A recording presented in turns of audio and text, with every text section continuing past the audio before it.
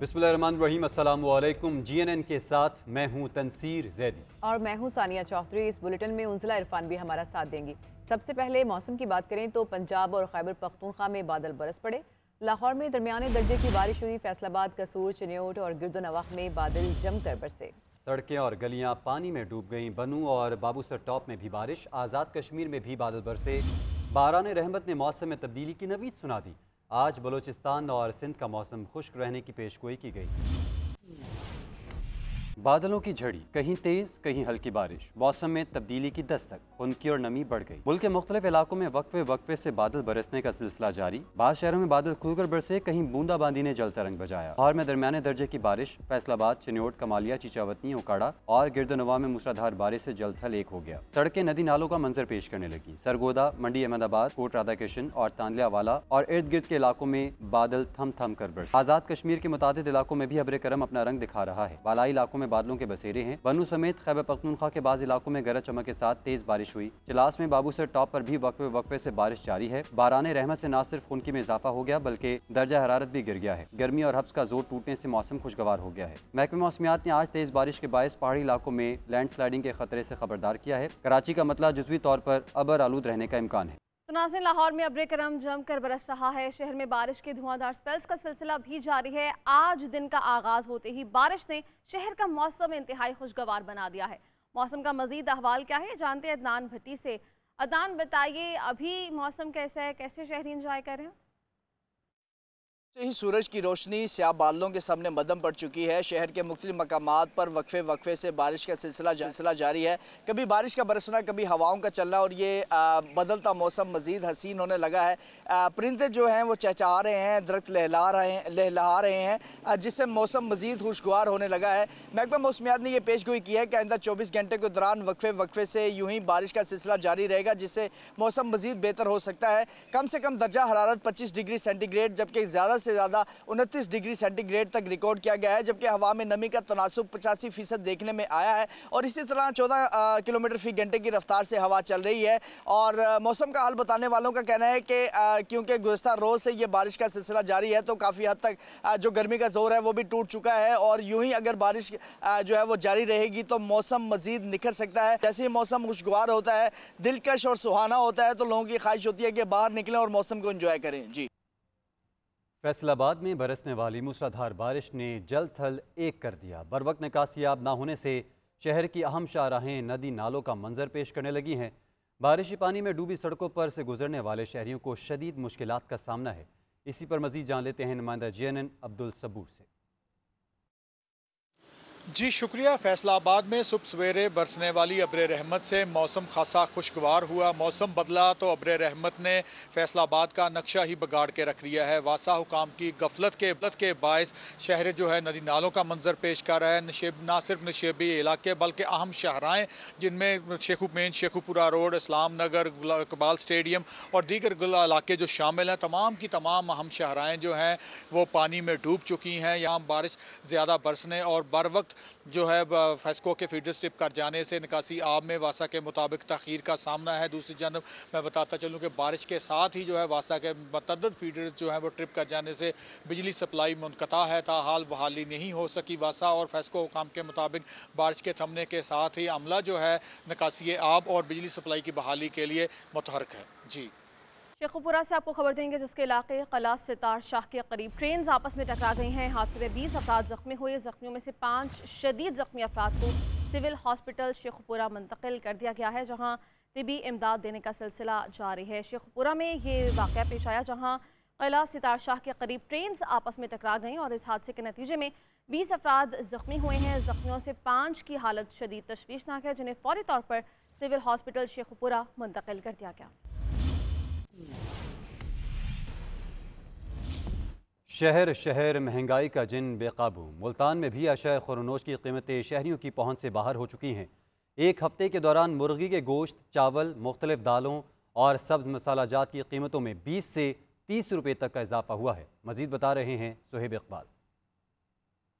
जी शुक्रिया। महंगाई की लहर है, थमने का नाम ही नहीं ले रही। शह खुर्दनोश की कीमतें आसमान से बातें कर रही हैं। जिस चीज़ को भी हाथ लगाएं उसके दाम आसमान से बातें कर रहे हैं। मुर्गी का गोश्त जो एक हफ्ता कबल 500 रुपये था 520 रुपये पे पर पहुंच चुका है। इसी तरह दीगर अशिया की बात करें, सब्जियों की बात करें तो आलू की कीमत में इजाफा हो गया है, सब्ज़ मिर्च की कीमत में इजाफा हो गया, लहसुन की बात करें लहसुन में इजाफा हो गया। दूसरी तरफ दालों की बात करें तो दाल माश जो 520 रुपये थी इस वक्त 540 रुपये पहुँच चुकी है। मसूरी की दाल में 10 रुपये इजाफा हो गया है, इजाफा होता है। दूसरी तरफ आमदन की बात करें तो आमदन बढ़ने की बजाय कम हो रही है और ख़ास तौर पर जो प्राइवेट सेक्टर के मुलाजिम हैं वो ज़्यादा परेशान हैं, क्योंकि वहाँ जो है वो तनख्वाहों में इजाफा नहीं हुआ। सरकारी मुलाजमीन की तो तनख्वाहों में इजाफा हुआ है, जिस पर एक बहुत बड़ा तबका जो है वो परेशान है। उन्होंने हुकूमत से मुतालबा किया है कि इस हवाले से रिलीफ फराहम किया जाए। इकबाल तफसीलात बता रहे थे आप, आपका शुक्रिया। उधर इस्लामाबाद के सस्ते बाजारों में भी अशिया खुरनोश की कीमतें आसमान से बातें कर रही हैं। सब्जियां, फल, चिकन समेत हर चीज़ की कीमत में इजाफा देखने में आ रहा है। तफसीलात क्या हैं ये जानते हैं वहाँ मौजूद हमारी नुमाइंदा सबीन शहबाज से। सबीन, बताइए इस बारे में।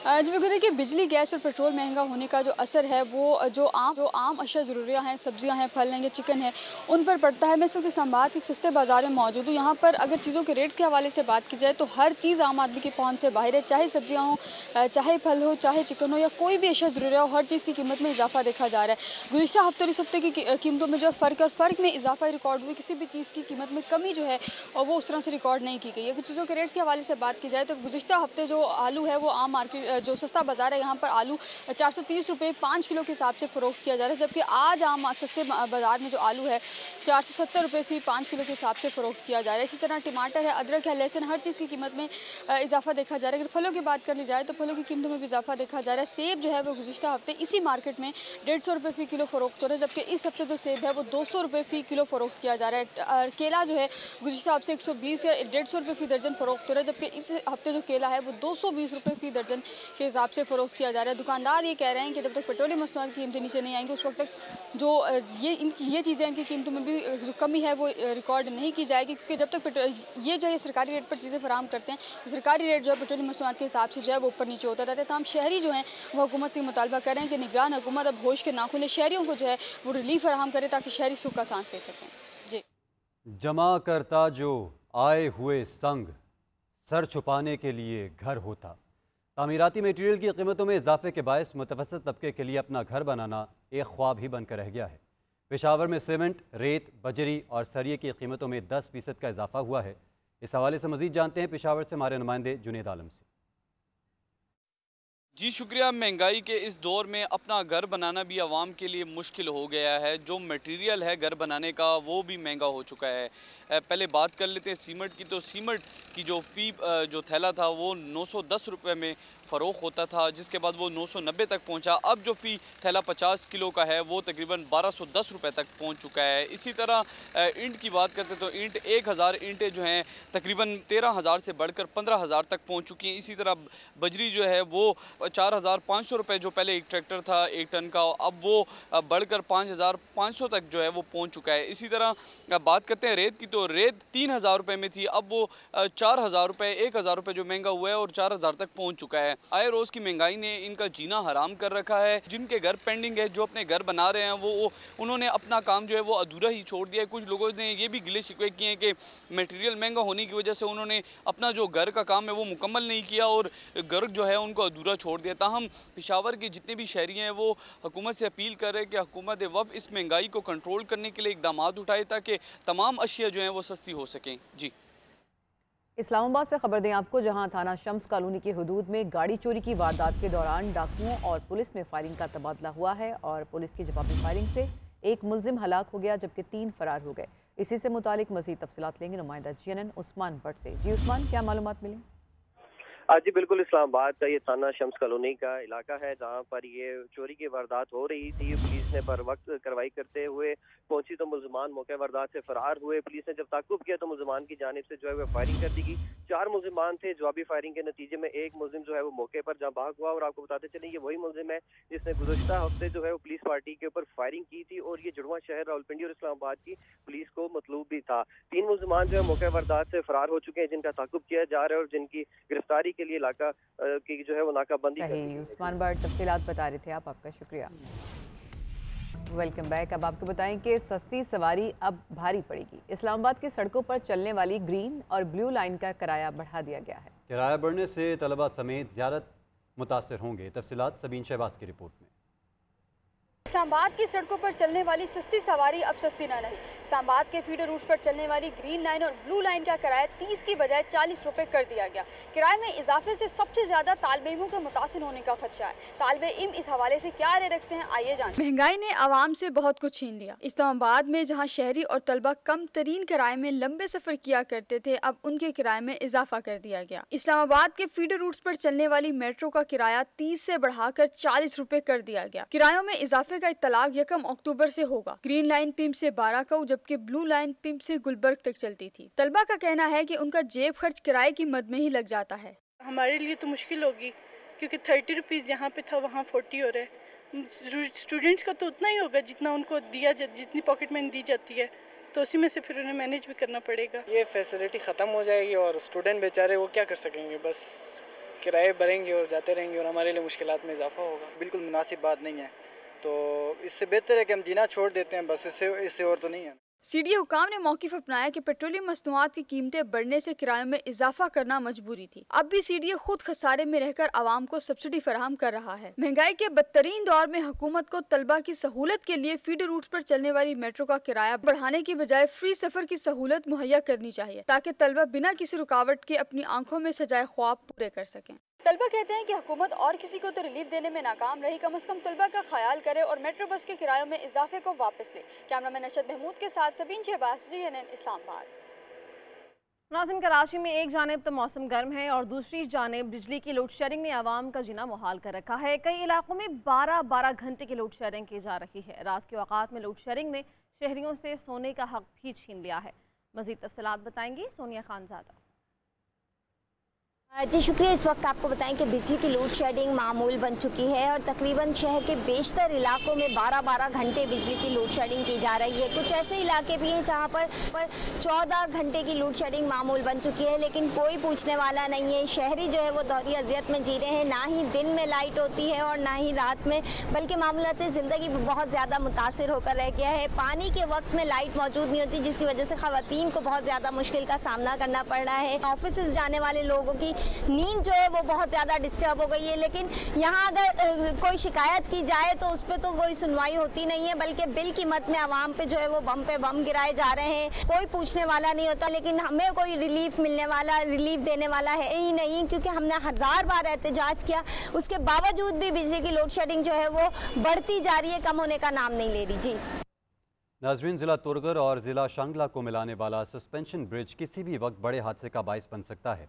दरिया सिंध के ऊपर कायम इस तवील तरीन पुल पर मुतादिद बार हादसात भी हो चुके हैं। इलाका मकीनों ने सूबाई हुकूमत से पुल को दोबारा तामीर करने का मुतालबा किया, बता रहे हैं गाजी अहमद। शांगला और ज़िला तुरगर की हज़ारों आबादी को आपस में मिलाने वाले काबलग्राम के मुकाम पर दरिया सिंध के ऊपर तामीर होने वाले सस्पेंशन ब्रिज के ऊपर मौजूद हो। इस पुल की अगर बात की जाए तो इसकी लंबाई 600 फीट है, जो कि ज़िला तुरगर और ज़िला शांगला की हज़ारों आबादी को आपस में मिलाता है। अब भी सूरत हाल ये कि ये पुल इंतहाई खस्ताहाल और तंग है, जिसके बायस शहरों को आमदोरफ्त में शदीद मुश्किलात का सामना है। माजी में भी मुतादिद बार इस पुल पर हादसात रुनमा हो चुके हैं। यहाँ पर मैं आपको बताता चलूँ कि साबिक़ वज़ीर-ए-आज़म के मशीर इंजीनियर आमिर मुकाम ने पुल की तामीर नौ के लिए मेगा प्रोजेक्ट जो है वो मंजूर किया था, लेकिन बदकिस्मती से अब तक इस पुल पर तामीराती काम शुरू नहीं हुआ। मकीनी इलाका ने कम्पिटेंट अथॉरिटी से ये पुरजोर मुतालिबा किया कि काबलग्राम पुल पर इमरजेंसी बुनियादों पर तामीराती काम शुरू किया जाए, ताकि दोनों अजला ज़िला तुरगर और ज़िला शांगला की हज़ारों आबादी का आपस में ज़मीनी रब्ता बहाल रहे। कोयटा चमन शाहरा मुतादिद मकामात पर टूट फूट का शिकार है। गुज़िश्ता साल तूफ़ानी बारिशों और सैलाब के बायस सड़क सफ़र करने के काबिल नहीं रही। सड़क टूटने की वजह से अफ़गान ट्रांजिट ट्रेड और दीगर तजारती सरगर्मियाँ मुतासिर हो रही हैं। मज़ीद तफसील बताएंगे नुमाइंदा GNN दिलबर खान। जी शुक्रिया। मैं इस वक्त चमन से 40 किलोमीटर की दूरी पर वाक़िया कोयटा चमन शाहरा ये बिन-अक़वामी शाहरा पर मौजूद हूँ। गुज़िश्ता साल तूफ़ानी बारिशों से बहा ले जाने वाली सड़कें और पुले एक साल गुजर गए, लेकिन ताहाल इसके ऊपर तमीराती काम न हो सका है। अगर मेरे कैमरामैन आपको दिखा दे, ये क्वेटा चमन बिनकौमी शाहरा कहा जाता है। इससे न सिर्फ अफगानिस्तान और पाकिस्तान की ट्रांजिट ट्रेड होते बल्कि यही शाहरा सेंट्रल एशिया तक इसकी सप्लाई इस रोड पे की जाती है। एक साल गुजरने के बावजूद NHA की तरफ से कोई काम नहीं हो सका है, जिसकी वजह से आए रोज़ ट्रैफिक हादसात पेश आती है, जबकि ट्रैफिक की रवानगी में मुश्किलात है। और इसके अलावा अगर बताया जाए तो वहाँ पे शाहरा पर जगह जगह पर स्पीड ब्रेकर भी कायम है। जी।